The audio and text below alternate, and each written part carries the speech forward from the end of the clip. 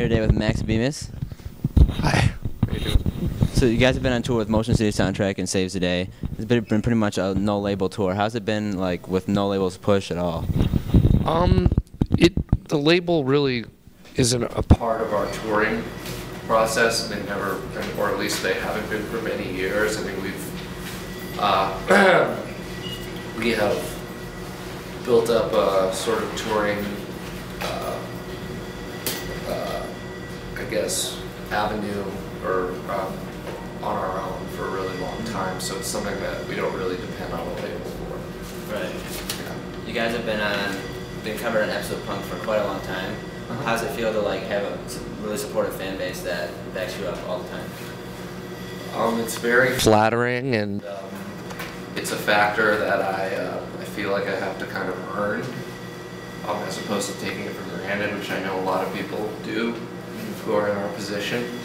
And they're great. I mean, they just continue to, whether it's at the shows or online, voicing their support. I mean, it's just a pretty zany group of kids, yeah. And I just find it pretty surreal that they're willing to sort of put themselves out there and for the sake of supporting our band and furthering our band. So we depend on that too as well. So. You recently released the Painful Splits CD. Can you tell us a little about that? Well, I mean, the idea basically came to me as something that I could do in between records, because I was originally going to make like a full solo record and go into the studio and do a whole thing, but I decided before I get to that place, I can still fiddle with, you know, and especially now that we're on our own and we're, you know, in between labels, I'm able to sort of do something like that without having to give any money to a label or anything like that. So I figured now is a good time to do it before we sign again. You guys have been touring with Saves the Day, and I know Chris Conley is one of your good friends and personal idols. Yeah. How does it feel to tour with him and have Project Two Tongues? It's amazing. It's always like a cross between really comforting and then slightly overwhelming. Just because we've been good friends for so long, I really do consider him one of my best friends. But his, you know, the status of Saves the Day as my favorite band hasn't changed either over the years. So, you know, it's a really interesting dynamic being able to view him as a human being and knowing his personality so well, as opposed to being this abstract, you know, whether it's, you know, a lot of people would look at John Lennon or something like that and be like, I don't know John Lennon, I just know this like weird cartoon of John Lennon that people have come up with over the years, and that's my concept of him. Whereas I know Chris personally and I know what he's like, and it adds a dynamic to my appreciation of what he does. Right. It's, you know, just really loving him as a person as well. You've been doing Song Shop for quite a long time. Is it hard to balance Say Anything, Song Shop, Perma, and Two Tongues all in one? Not really. They all have their own kind of place, and you know, if it were to ever get to that place, you know, where I felt overwhelmed, we would just kind of pull back on one area. And as of right now, they all kind of work really well. Two Tongues hasn't really done that much in a while, but we plan on doing something in the future. Perma, I think, is going to be the next project I work on after our next Say Anything record. Say Anything is like my main focus, so everything kind of falls by the wayside to Say Anything. And then Song Shop I can do at the end of the day on tour, or when I'm at home I can do it a few hours a day, every day. So it's not like I have to tour behind, you know, Song Shop. So it all, you know, I'm lucky that it works so well. All it seems to jive. Well, what's the weirdest Song Shop request you've gotten? The weirdest one was still really cool. I mean, not to diminish how funny or whatever the person was who asked for this, but there was someone who asked for a song about how they idolize Prince and how Prince seems to be the answer to all their problems, and that they wanted to be Prince. Right. And it's just to write a song about that struggle. The struggle to want to be Prince. So that was probably the weirdest thing I've ever written about.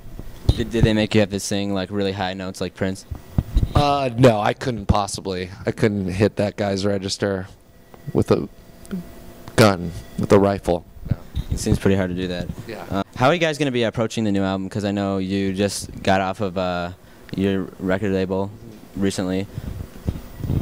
Well, I mean, approaching it, there's many levels. I mean, on an artistic level, we have the freedom now to kind of go into the last time we were talking to record labels, we were really young and we had never really put out a record. Doghouse, right? Yeah, well, Doghouse, and then after that, when RCA bought us out of our contract, we still were just kind of a promising band and we hadn't really fulfilled anything, and they took a lot of risks even just signing us.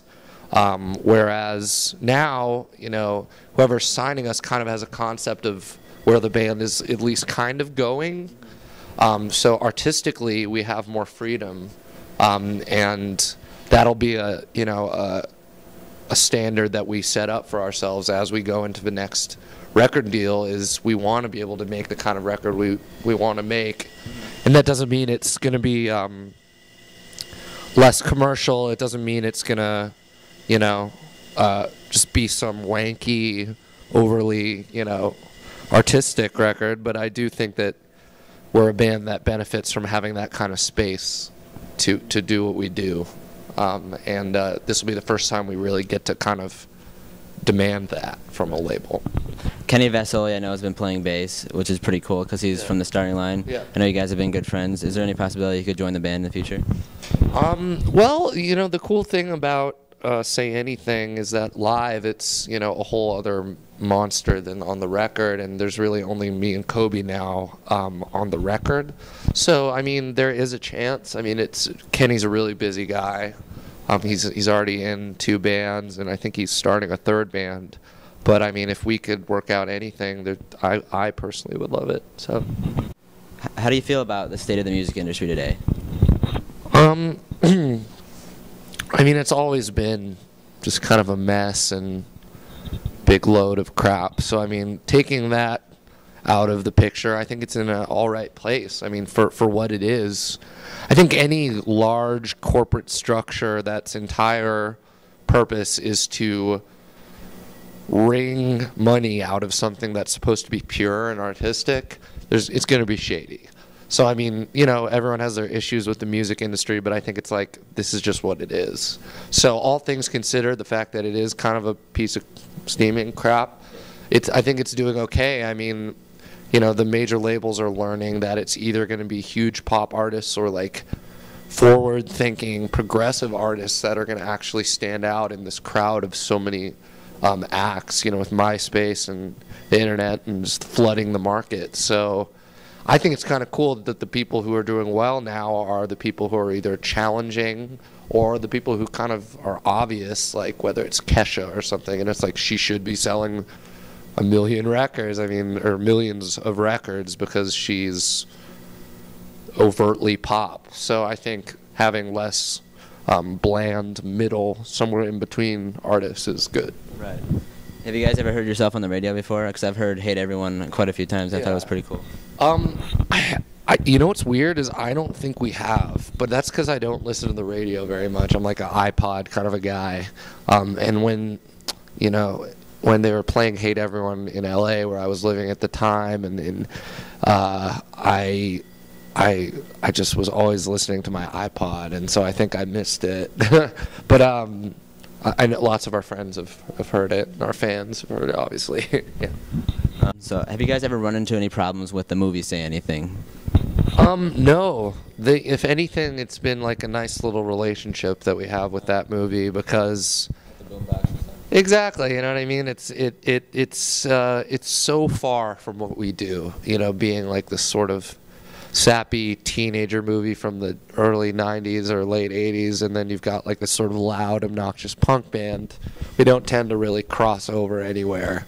So, they're doing their thing, or it did its thing, and now we're doing our thing, and it's just kind of a homage. We've never run into a problem.